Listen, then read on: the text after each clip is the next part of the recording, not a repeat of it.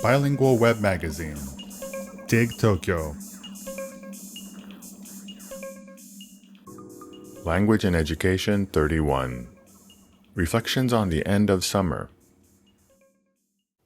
1. On hashtag End of Summer. The theme for the August 30th episode of Sekai Hasshin SNS Eigojutsu on NHK E-Tele was hashtag End of Summer. We featured social media posts from travelers saying bittersweet goodbyes to their vacations, proud parents of kids excited to return to school, and romantics waxing poetic about hints of fall in the air. As our resident English teacher Torikai Kumiko-sensei explained, unlike Japanese, there is no concept of kigo, seasonal words, in the English language. Nonetheless, the changing of the seasons is a phenomenon that seems to make us all introspective and sentimental. In parts of California where I grew up, it's clear summer weather practically all year long.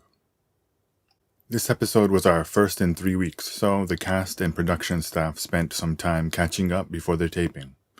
Torikai-sensei talked about how she went swimming in the ocean. Our co-host Hide-san spoke about good times spent playing with his kids, and resident commentator Furuta Daisuke-san recounted his trip to New York City to cover the LGBTQ Pride March. As for me, my number one memory this summer is, without a doubt, the interview I got to do with director Quentin Tarantino. Above all else, though, the biggest news of the summer related to our show is certainly the fact that our MC, Ryoga Haruhi-san, got married. Haruhi-san, congrats, and I wish you everlasting happiness. 2. American Summer Blockbusters. From an astronomical perspective, summer begins with the summer solstice and ends with the autumn equinox. However, from a movie industry perspective, summer begins at the end of May with Memorial Day and ends with Labor Day in the beginning of September. It is around these two holidays that major studios will release their biggest blockbusters. The concept of a blockbuster was born with the success of Steven Spielberg's Jaws, which hit theaters on June 20th, 1975. Side note, in Japan, Jaws was released on December 6th of the same year. Until then, the go-to American summer pastimes had been going to the beach or going to the pool. The success of the promotional campaign around Jaws meant that Americans would be lining up outside of air-conditioned cinemas forevermore. What's more, Jaws provided unmatched thrills, and moviegoers were enticed to return to the theater again and again to see the same movie 2 or 3 times. Then, on May 25, 1977, George Lucas's Star Wars Episode IV, A New Hope, hit theaters, and a massively successful merchandising effort would make the genre of summer blockbusters integral to movie studios' bottom lines. Growing up in California, which borders the ocean, going to the movie theater was a favorite pastime of many, my family included. On Memorial Day weekend, my parents, my younger sister, and I would welcome the arrival of summer at the local multiplex. On Labor Day weekend, we would say goodbye to summer at the local multiplex. In recent years, however, there's been a disturbing trend. Traditionally, the first blockbuster of the summer had been released on Memorial Day weekend, but industry competition has increasingly driven that date earlier and earlier. In 2019, the movie everybody knew would be the summer's biggest hit, Avengers Endgame, was released at the end of April. What did that mean? Did Avengers Endgame qualify as a summer movie?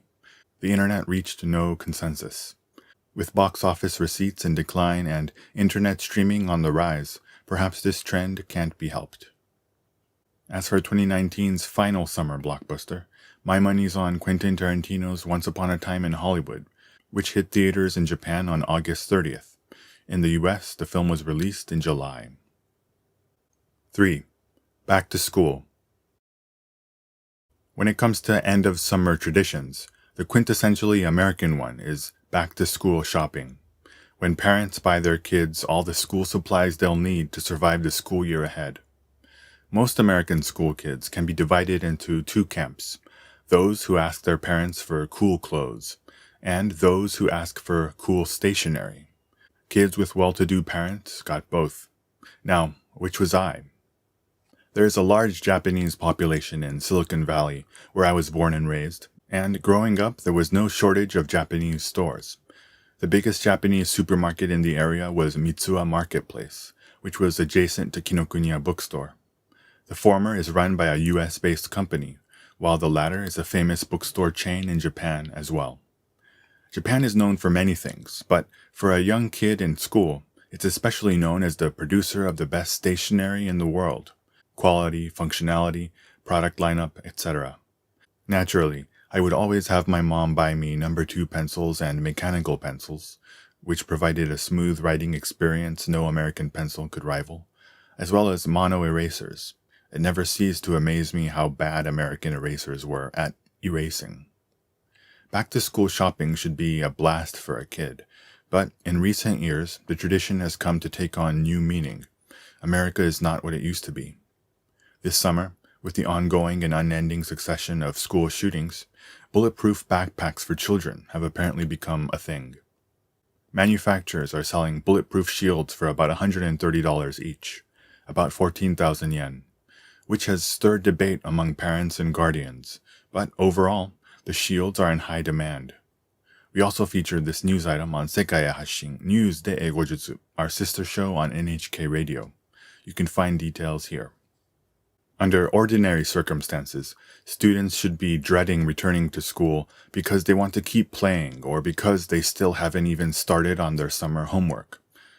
In America today, however, going to school now means coming to terms with the fact that you may be walking into the next school shooting tragedy.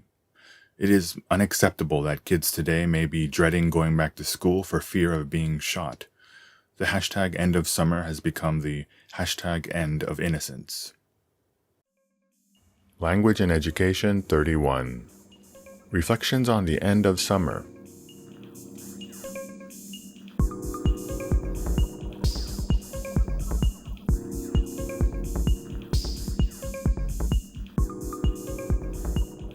www.digtokyo.jp